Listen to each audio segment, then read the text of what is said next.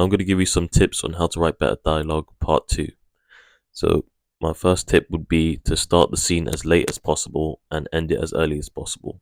The reason you start the scene as late as possible is you want to get into that conflict as soon as possible. And this just stops like people beating around the bush and not in getting into the conflict, which is what the audience wants to see. And the reason you end it as late as possible is to keep that tension on. So when you move on to the next scene, the audience's attention is gripped. Because if you end it too late, they just lose that tension. Because if you're at like the highest point of tension, that's when you should end the scene. You shouldn't prolong it as long as possible. My next tip will be to make dialogue less literal. And when I say this, I mean if a character asks another character, "Are you okay?" and instead of saying "No, I'm sad," she could say "I'm fine." And the sadness could be expressed through her body language, her mannerisms, how she says it.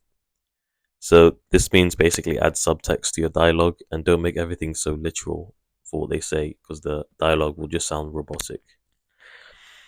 My next tip would be to make your vocabulary contrasting between the characters. A mistake I had in my short film was the characters, it was a conversation between two characters and they sort of sound the same. If you blocked out their names, you wouldn't be able to tell the difference between them. So to fix this, I made them the way they talk quite different and made them quite contrasting in their personalities, and this just made the dialogue a lot more interesting.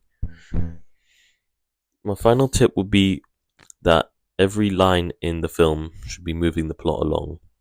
And you should think when you write a line, what is the purpose of this line? Like, could this be portrayed through actions instead? Because if it can, then it probably should be. You only use dialogue when it's essential and you actually need it, and it'll move the plot along. So that's all my tips for today. Hope it'll help you.